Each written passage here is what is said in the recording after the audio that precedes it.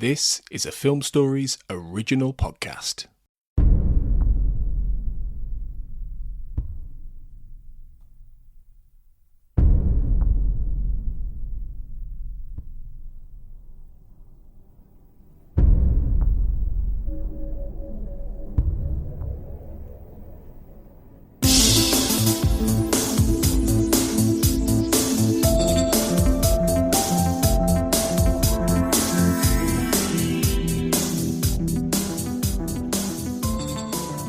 Welcome back everyone to the X-Cast. The truth is in here. I'm your host Tony Black and welcome back to I Want to Believe Minute, where we unpick the second X-Files movie 1 minute at a time. Today, helping me to explore minute 85, running for approximately 84 minutes as Dachshyn reacts to the dogs barking, through to 84 minutes 59 seconds as Scully points towards a familiar face, is another familiar face, recurring X-Files guest Wayne Talbot, or maybe that should be familiar voice, Wayne. Face. Yes. Because sadly you don't just sort of step out of nowhere and we just see the back of your head. Back of my head. When we do these and my silhouette is very similar to Skinner's, so it's that chrome dome thing going on and the broad shoulders. I am. You know. I am glad you made that joke before I could, actually. Thanks for that. Yeah. Yeah. Oh dear. Well, we'll come to the Skin Man a bit later on, but before we get there, I thought, we're sort of moving from part of this minute between what's going on in the compound and what's going on outside of the compound, and inside. I thought there was just a really sinister shot of Dr. Urov Koltov as he's about to slice into Cheryl's neck as she's in the vat. Yes. Obviously we've talked about him in previous minutes, but I thought that again was another really creepy, in terms of, like you say, building up that suspense and that evocative, nature of this. It just really gave me the chills. Yeah, the slowest cut in all of the films. Cuts. Like, he literally starts to cut the neck and then so much happens. Like, and it is great. It's like you see, you kind of go, well, she's punched. Like, he literally cuts into her neck and you're kind of thinking, well, he's either literally going to just go straight in and do it, but there seems to be a kind of a freeze in time between this particular moment and when eventually other stuff takes place. But not to kind of start spoiling things or whatever. No. But it's just, I think that, like, you kind of get that kind of like, they're not going to get to this girl in time. Because she's literally done for now at this point. But yeah, it's that grimy feel to everything in this moment and in that place, and that just ramps up the kind of the tension 100%. Well, Carter talks on the commentary about how he was worried that the censors would give him some difficulty with this whole bit with Cheryl and being cut into. He was concerned about that he thought that and I think that's probably why it doesn't get too gory, because I suppose another quite popular subgenre of horror around this time was the torture porn movie, wasn't it? Really? That's it, like Saw and Hostel, because when I was doing my research when I was doing my research of looking back on the time frame, I was thinking, well, what did this have to compete with as a movie and as a kind of a semi-horror film of the time, and what was the kind of the gauge of what people were tolerating? And like we were well into it. We were on the 5th Saw movie at that point, and Hostel was big. Oh, were we? Yeah. Like Saw, wow. I think Saw 5 came out in 2008, wow. So we were up there, like, wow. Into that franchise had been well established. So I think that was another thing Carter had to fight with, because he had to fight with the ever-increasing goriness of horror, and then but also keep it in a level of what people were like, this is an X-Files movie, why is there so much gore, so like it's I mean, but I think also going back to, even I referenced it in one of the previous episodes, Home is touted as being the most violent X-Files episode out there, and got quite a heavy, I think it got an MA rating when it was released. So I don't know, maybe cinema ratings is very different to TV ratings, I guess, but yeah, I just feel like I did find it interesting to look at this type of a movie and pit it against what it would have been measured as a horror film in 2008. And you had the likes of Saw 5. You kind of have to. Yeah. You have to do that, don't you? Because that is absolutely going to be a factor. Whether it was Chris Carter and Frank Spotnitz or the network, and the 20th Century Fox is coming down and saying, we need more of this or we need less of this, and they can get away with a bit more in cinematic terms than they could have done on TV at the time with all the strictures and standards and practices and things. But yeah, I think they didn't go as far as some of these other particularly torture porny kind of films did, understandably, because that wouldn't have been the X-Files. But I think it's interesting then, because horror sort of pivots away from that then, doesn't it, over the next maybe 5 years or so, when you start to get films like The Babadook and that kind of stuff start thankfully, and it gets thankfully I agree, because it was never completely my cup of tea, really, all that kind of thing. I'm much more in the line of your Babadook, It Follows, those kind 100%. Of creeping horror films. And it would have been really interesting to see an X-Files movie around that time that leans into horror, to see what kind of thing they might have done in that area. More of a ghost story. I mean, I absolutely think you could do an X-Files ghost story movie. I think that would be awesome, potentially, something along those lines. I think not to completely derail the topic of this, but I think the X-Files has always opened itself up to be that type of a show that could do any story. And I think it has that template where it can slot in any kind of level of the unknown into it, and it would work. So I think that was also the failings of the film in a way, in I Want to Believe, because it did go to a very pedestrian place at times, compared to what it could have done. And I think again, Carter has said that he did intentionally want this to be a continuation and a finale of the alien abduction storylines, but because of the delays, it ended up just being this standalone thing. And it partially makes me very grateful that he got to revisit it with 10 and 11, season 10 and 11, because we do get that continuation to a degree. But I think in this particular moment, given the setting, and as we've talked about previously, the setting, how it looks, how it feels, and this moment where you see the doctor cutting into the victim, it felt like, to me, it was trying to play into that audience. It was trying to play into, even if it was just a kind of a lesser version of that audience, but it had to feed into that to kind of give that feel of that's where they could have gone if they kept doing what they were doing. The monsters and the bad guys. I absolutely think that's true. Yeah, it's interesting to consider all that though, and think about the placement of it within that cult, that area of horror, and that subgenre and things like this. And then when you get Dachshyn goes outside, going back to what's happening in the minute, and he then hears his whimpering dog and sees the two-headed dog. Well, this is where we fully see the two-headed dog in the snow.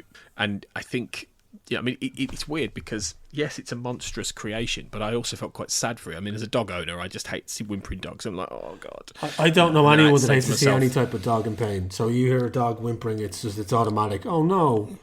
It's always a bad thing. It is a monstrous Frankenstein's monster of a two-headed dog. I was still really sad that it was in pain. It's that animal empathy, I suppose. But that's the thing. It's that kind of horror, and that's where the Frankenstein element comes in. It's juxtaposing, I think, the elements of that kind of torture porn, serial killer kind of horror with this body horror, and that. But I think that's part of the issue, though. It doesn't go far enough either way for me, really. Yeah. I feel like I wouldn't have wanted it to go full torture porn, blood mad, but I wouldn't have minded a bit more body horror in a way, in that sense. I think they could have got away with a bit more of weird body horror in this, and they do some, but they don't do enough, really. And I don't think the ultimate reveal, which comes, is enough for me. Do you know what I mean? It's like, I don't know. I think I would have liked to have seen more proper weird experimental body horror shit. I just don't get it. Yeah, it reminds me of that scene in Alien Resurrection where they find all of the pre-Ripleys in the vats, and kind of the build-ups of what they could have been, or what the mistakes that they made before they got to what the right way was. Yeah, it's like all the so like Mulder coming into the compound and finding a shed, and going into a shed and finding all these disfigured, stitched together body parts. Like it's some weird art installation. That it was like, what's this? This is like where they got it wrong. This is the bodies that they tried to make, and it was wrong, and they're all broken and twisted. Or even maybe one or two of them that are alive, and they're still broken and twisted. That would have brought them over the edge, I think, a bit. But again, that would have been something to push past the censors a bit too hard, I think. for what? Like, he got what, 15 rating, was it? 15, I think, yeah. I mean, it could, you could, I mean, I suppose, I was just thinking, when you said that, immediately what came to my mind was David Fincher's Seven, where they find the victim on the bed, and it's still one of the most harrowing things I think I've ever seen in my life. But that kind of thing is what they could have done, but probably would have tipped it more into an 18. And I think they were still conscious that, you know, the X-Files had to appeal to a broader audience, really. Yes. So yeah, they don't quite go fully into that, which is, yeah, like I say, for my money, a little bit of a shame. But anyway, we don't see Mulder in this minute because Mulder's scampered off, and Dachshyn sees some footprints in the snow, and he's scampered off. They were actually Chris Carter's footprints, incidentally, that he'd left for the shoot. And then, Dachshyn's looking for him, and Mulder has done his classic disappearing Mulder act, which we know he's very good at, and he does a lot. But he's got a good reason this time, to be fair. He has just been attacked by a two-headed dog. I'll cut him some slack. But then we cut to Scully, who is finally on the scene, and it's her car being pulled out of the ravine that Mulder's crashed into earlier, and that's where we saw him in the snow. He's got like a cut on his head and things like this. And there's like a local police ranger there, and people, guys pulling this out of the snow. Interestingly, this was shot. I don't think you necessarily know this, but it was shot in two different locations. Weirdly, and the different angles you get is two different locations where they filmed this. I'm not quite sure why that was the case, but it's sort of on a road, isn't it? It's sort of on a bending road. Yeah. So maybe there was something about how they could shoot from the road from a certain angle, but they couldn't from another. They don't really go into that on the commentary. The joys of editing, that's you gotta love that. Well, yeah. But what is interesting on the commentary is that Chris Carter points out that there's a guy you see sort of on the tow truck winching or whatever, trying to pull the car up.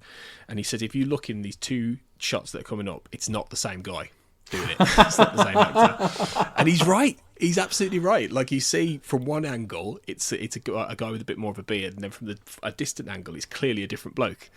And I love that. I love the way Carter just lead into that. Well, actually, that's, because there's no way anyone would notice that, because, you're looking at Scully in that moment, in those scenes, or she's talking to the ranger. I just think that's fun. Fun bit of, that's great. I love that continuity. That's inside knowledge to look out for. Yeah, but obviously she's now getting a bit more into the action here, because it's felt like Scully doesn't get a lot of action stuff in this film, really. She spends a lot of it in the hospital, or she's with Christian, the little boy, sick boy, or she goes to see Father Joe, etc. It's Mulder who gets a lot more of he gets the big chase sequence, where Whitney dies and all this kind of thing. He's in that, and then, so it's... Do you think they could have served Scully a bit differently here, in a bit more of an action hero way, maybe? Yeah, I think they used her as their usual conduit of the faith-based storyline, the old faith-based storyline that she always gets drafted into. I think that was her piece in this. I don't think they were ever going to give her anything. Her action was Father Joe and him having a seizure. I think that was her level of action. I don't think they were always going to have Mulder do his piece and at the finale, and then have her do her piece with the priest. I think that's what was going to happen. They could have given her more, but I think in this realm of her character where she's at, that's where she sits in this. And then obviously she comes to the rescue at the end with our good friend. I get what you're saying. 100% get what you're saying, that she didn't have much to do, but I think she's always set up to be the rescuer in these situations, because Mulder gets himself in too deep into his own kind of scenarios, and she's always there to pull him out of it, literally and figuratively. Yeah, that's true. Unless he's going to save her, like he does at the end of Fight the Future. But that's a different scenario, isn't it? Yeah, ultimately when she's kidnapped. But obviously, this whole sequence is meant to highlight the arrival of a familiar face, who we talked about towards the start, a big wig from Washington, as that ranger woman says. And Scully points towards someone we don't see yet, but we're going to cheat, Wayne, and we're going to talk about him briefly. Thank you, because I will say this. I'll say this. When you told me that these were the minutes we were doing, and I watched the film, and then I looked at it, and I was like, hang on, this is going to go right up to the bit where my favourite X-Files character doesn't even get a look in. And I'm not expected to talk about him at all. That's just, hang on a second. So, Well, the thing is, right, that the next block is Sarah Blair, right?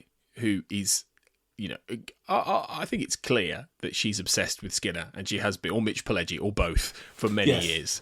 So, Sarah had to be the one who does those scenes. So she would genuinely, I think, hunt me down with the kind of weapon that Mulder is using if we talked about him too much before. Okay, well then, for Sarah's sake, I won't. I mean, I won't go into it too much. Sarah can take the ball and run. That's what we're going to do. We're going to pass the baton over to Sarah in a minute. But however, we do need to briefly talk, I think, because I'm not going to get a chance to talk about him either, to be honest, because I'm not on the next one. So I want to know how you feel about Skinner in this film. Like, do you? He's only in it very briefly. Obviously, it's pretty much a cameo. So, was it worth seeing him, and what do you think about his appearance? Any Mitch Pileggi in a film or anything with the X-Files is worth anything. I will take him as much as I can get of him when we can get him. I think he needs to. He always needed to be in it more, and definitely I think he should have been in the film more. He could have been utilised way earlier. But when he's there, and it's great. And I think he has that gravitas as Skinner. And I love the three of them together, even though we never really fully get the three of them together. But I always love that dynamic. So I think as the film, I think it suffered because he wasn't in it more. But I think the reasoning behind it was, and I'm not 100% sure if this is greatly accurate, but apparently it was to do with the writer's strike. Maybe. So there was no ability to rewrite certain things. And this could also lead into cuts and whatever was happening. But I nearly swear Mitch Pileggi said that the reason why he wanted to do it, he wanted to be in it more, but there were certain elements that, like technical elements, that stopped him from being in it. Interesting. Yeah, it's because he said something apparently that he was at a convention saying that he didn't know that Skinner was in the movie until filming was well underway, and he also joked that he could have asked for more money. As he wanted, as filming took place. The filming took place during the writer strikes, meaning they couldn't write him out. Okay, so he basically could have been. He wanted to be in it more, but I don't know. I think they missed the trick not having him in it more. I think it would have made it feel more like an X-Files overall story. Yeah, even, Yeah, so. I think you could have done really. It would have taken a little bit of rewriting, but I think it would have been possible. Yeah, definitely. Yeah. But equally, I mean, it is good that it's him, and they don't just draft in another FBI agent or drummy or whatever like this in this. I mean, alternatively, I would have been quite happy if it had been John Doggett. In a way, I've often wondered that as well. But I think I don't know. I mean, they could have gotten Doggett in, and they could have had him there, and that would have been great. And I think that would have been a nice feel for the fans of that character. But I think Pileggi would have been is a better shout, obviously, always, because he's got that embedded thing from the start. I mean, I think, again, and maybe it was down to writers' problems, maybe it was down to the strike, whatever, but they could have easily interwoven him in the FBI agents that were there earlier on in the story. But I think the urgency of bringing him in with that such reveal was down to the fact that Exhibit basically told Deana to go away, and he wasn't going to help her, so she had to go to him.